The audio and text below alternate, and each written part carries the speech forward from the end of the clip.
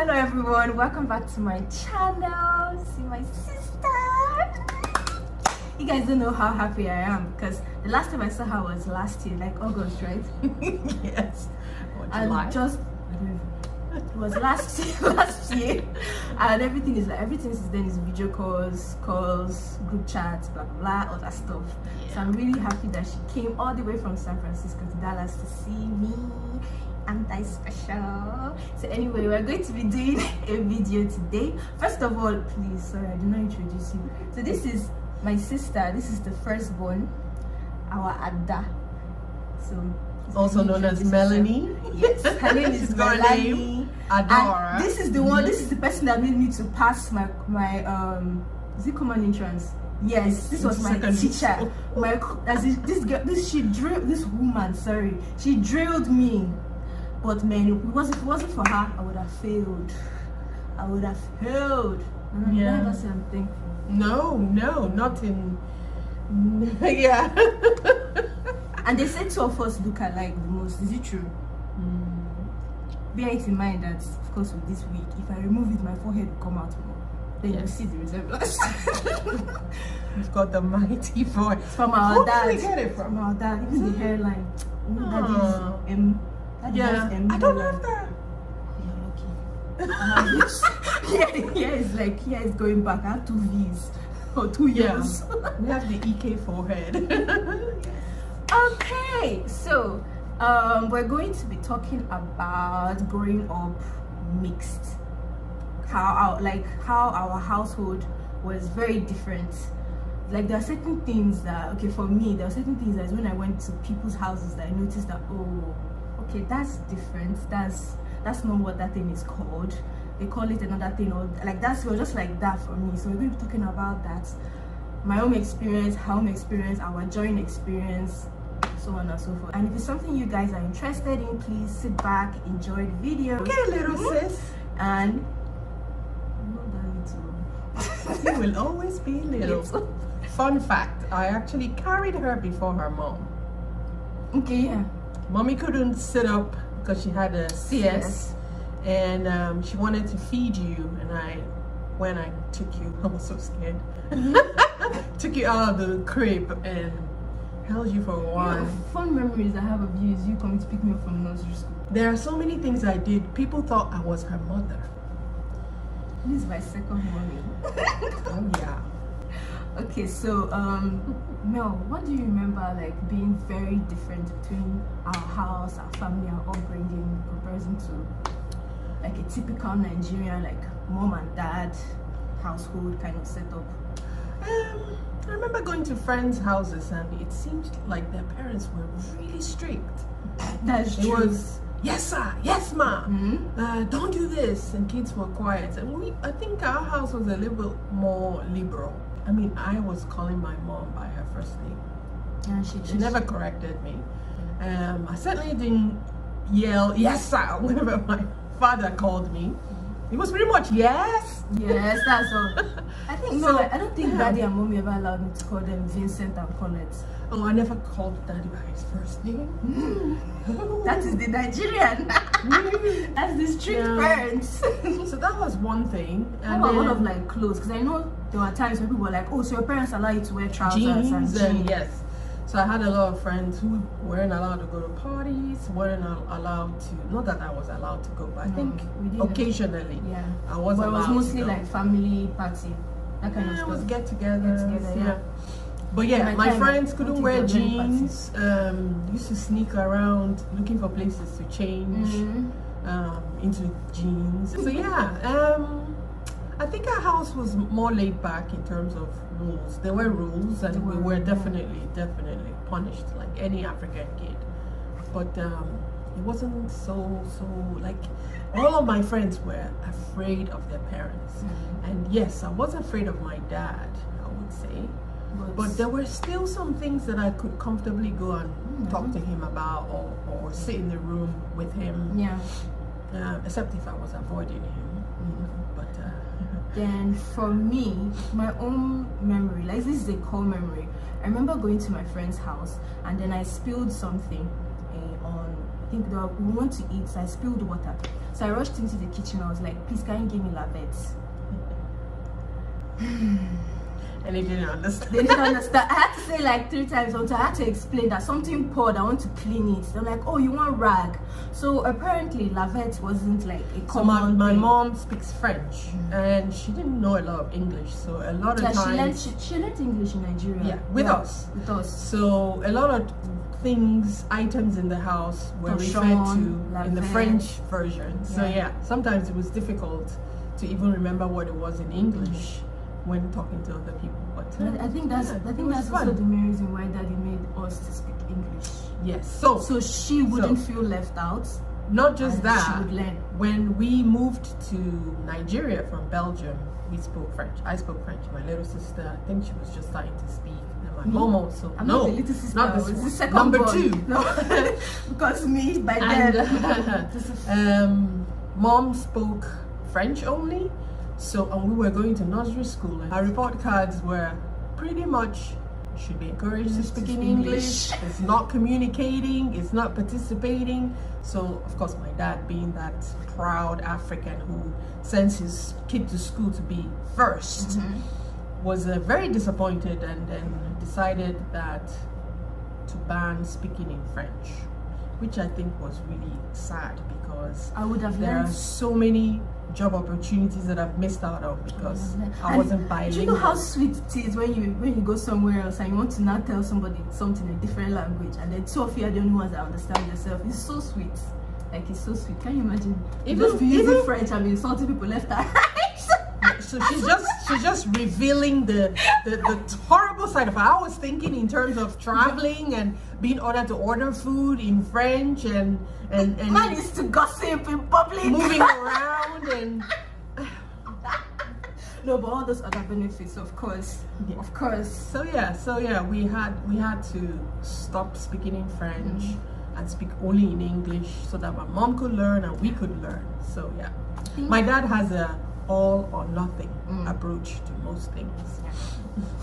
But he didn't try in the Igbo aspect for me, because we're not speaking Igbo. I think he encouraged the older ones more. There was a time he went through a period where he would speak to us in Igbo, but I think he made my mom feel left out. So it was a tricky situation trying to include her, make sure everybody's getting as in communication and is going flow. See, the code is stopping me. Communication is flowing. I think communication is going. Yeah, you didn't learn Igbo, but I found that gisting with my friends in Igbo was delicious. I swear. So there's some gist that English used to make it to not flow well. Even if you're mixing Igbo with English, it's not delicious. No, it's not flowing, but it's so still flowing. I don't regret. I'm glad that I took all the Igbo classes and spoke as much Igbo. They always laughed at me. They always felt that I was speaking.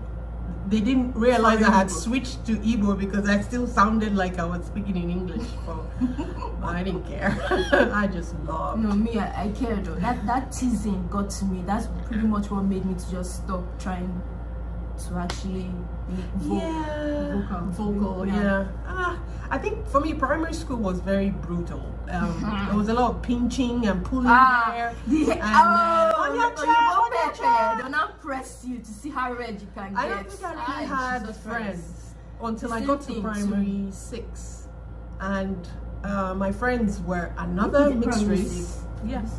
Well, I feel like in your time, you guys had a lot of mixed children in comparison to my own time. Yeah, they separated after that when the economy got really bad. But secondary school, I was older, more confident, didn't give an F about. My children watch my videos. Didn't care about what people thought about how I sounded. I just wanted to have fun and have friends, and so things changed. But primary school was Ekulu primary school is not for the faint-hearted. Not. I've heard horror stories. Maybe if I had gone to university primary school. No, there you couldn't speak Igbo now. I was the one in charge of writing your name down. You pay for each word you speak. I was anyway. Okay, so I think another thing that I noticed instantly was food. Believe it or not, it's only like I can tell you exactly the year I ate ofako. It was, is it 2020? It has to be before 2004. You never ate it when I made it. It was Daddy's favorite soup. He actually took me to the village to learn from my grandmother. And I came back and I started making it. And there's a lot of things. Loved it. Yeah, there's a lot of things that I started eating just like. But you were a fussy eater. Yeah, well, I'm very selective. If she found a trace of nyanyans, as she called it. Nyanyans. Onions. Oh, onions. Hey! She would pick it and refuse to eat. So you had to blend it and trick her into eating. We didn't use onions I was for this. preparing myself because now that's what I have to do with Noso. Noso doesn't eat onions at all. You can't see it in his food. I'm preparing myself for him. You see? Oh, whatever. I like whatever. How can you not cook without onions? I like onions now, though, but I've learned to do without it. Noso doesn't like onions. No onions. So like things like abacha, some certain soups. My favorite soup was ora, and it was, you remember when mommy would travel, you now buy the leaves in food, now sit down one by one and start picking it. My favorite soup is your ora soup. So all these things is like pretty much like in primary school, like primary 4, primary 5, that I ate all these things for the first time. So everything was, there was nothing like, and that's because rice and stew. Your older sisters had started learning to cook, African, and I was Nigerian learning foods. from my grandmother, but friends too. Friends, yeah. Their mother. I'll go to their house and I'll be like, "Can we go to the kitchen? I want it." That's another thing. Whenever I go to a friend's house, I always be curious about the way they make food and the way they prepare food, especially their stew, because mommy's stew was pasta sauce. You know how pasta sauce is. It's not that fried normal Nigerian stew that we all know. So, and my mom she hates cooking, so that's, I think, for your food to taste good, you kind of love what you're doing. So a lot of times I feel like she was just throwing tins of tomato and water and some onions in. And it was pretty much to eat pasta sauce. But then when the first time I ate Nigerian stew in a friend's house, I was like, this is stew! Not pasta sauce. Not that we did not eat well.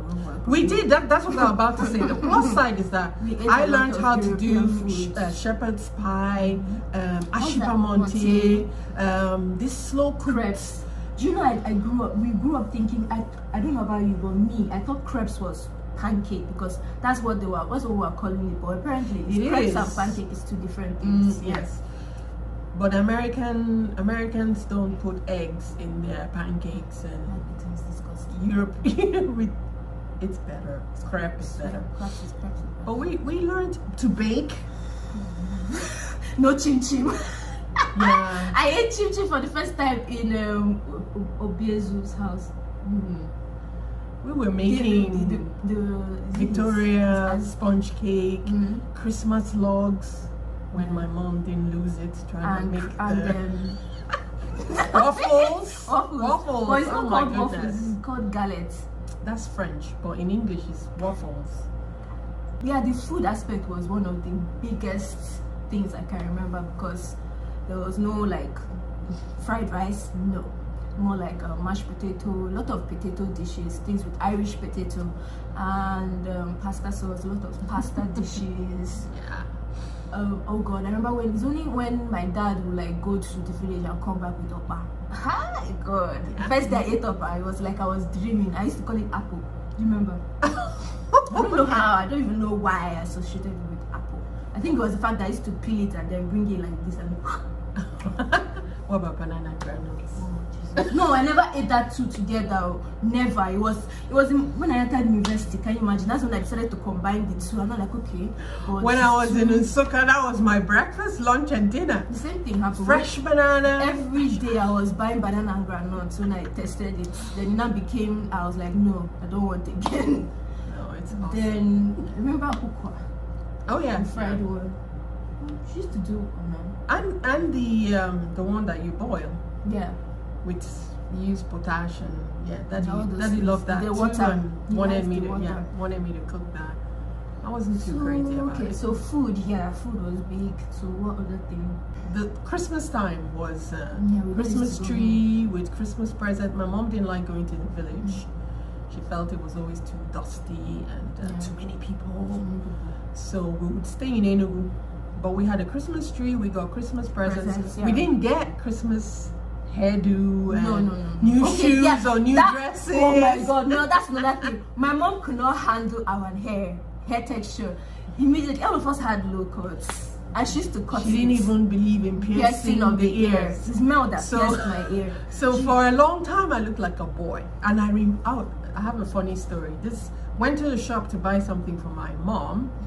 And I was wearing a pair of jeans, short hair, no earrings. And this guy just came behind me and just slapped my ass and said, "Boy, you've got bum like a girl." And then the shop owner was like, "That's a girl." Jesus. And that day I started nagging my father. And then finally he found a friend of his, wife was a nurse, had those ear piercing things. Okay, and then he invited her over. And I think I got mine and Elizabeth. But my mom refused to do Susan, Angela. You weren't even there. No, I wasn't. It's you that did mine. Yeah. I did yours. I did Elizabeth. I think I did Elizabeth's second or third one. I think I did Sylvia. You did. Even when I was in uni, I used to pierce people's ears. I did the same thing too. Yeah. I didn't charge. So many making up. And I enjoy doing it, like when you pop through the first skin and then you pop out through the second one. Yes. Ooh, that feeling there, oh God, I love doing it. You see, this is where they say two of us are like, just look at how two of us were like, ooh, like, no, I love piercing people's ears. I imagine that if I had been a surgeon, I would get that knife. That first incision. Turn around and be like, yes. And I would wish if they think I just splash a little bit. No, don't want that. The blood. Please no. The guy's still alive. He needs his blood. Then, differences. Okay, I feel like this is not really a difference in comparison to like growing up in a typical Nigerian home. But in our home, one thing for sure was that everything was done inside because my mom is a nurse. My dad is a doctor, so when you are sick, you get treated at home. Our injections were given to us by our dad or our mom. One will hold you down, one will pinch your bum bum. Then drips as well. I think we even had like a full setup for drips. And everything. Daddy used to hang the bag on the, those metal bars, burglary proof on the windows. So that's where you'll be stuck taking your hospital. But I think that was very common in most houses that the father they are both in medicine. So I don't think that was unique to our own household. I think the only time we ever went to the hospital was when we had to have, like I had to have my appendix taken out. Angela, so that Elizabeth fainted. She needed to have appendix. But Elizabeth, remember that cut on her leg? That's when she found that she had phobia for blood. When she saw the blood, she went, ooh. We always had cool pencil cases. Yeah. And that were always stolen. No.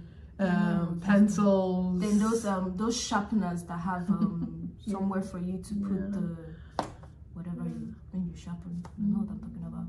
What about movies? We really watched a lot of good movies for me with the Betamac.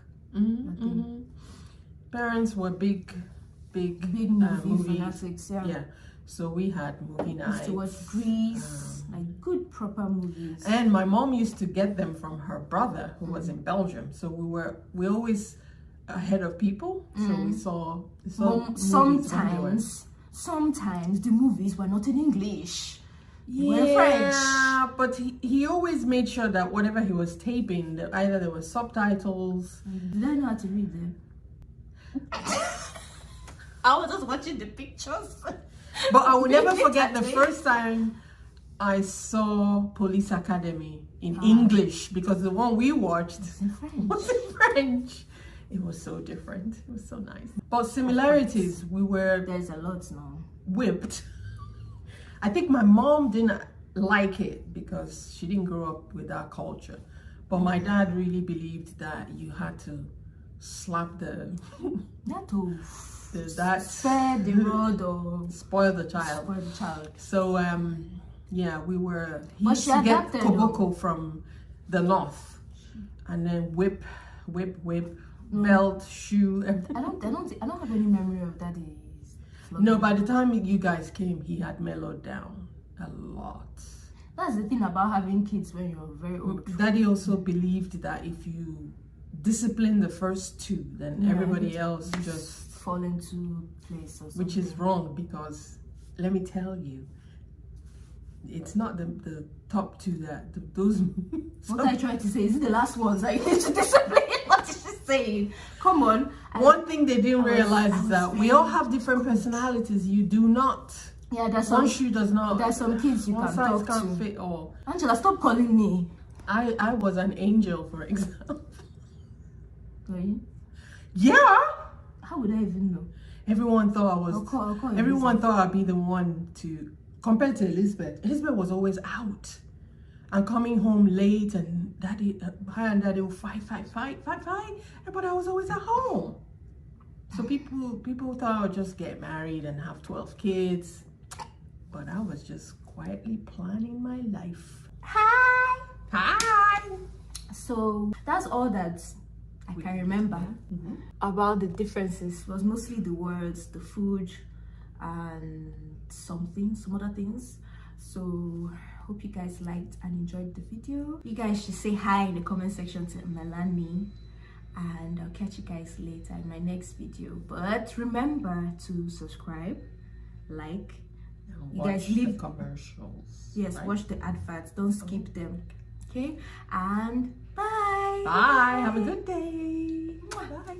Hello everyone. We didn't get it right. Doesn't matter. Come on. Let's keep it going.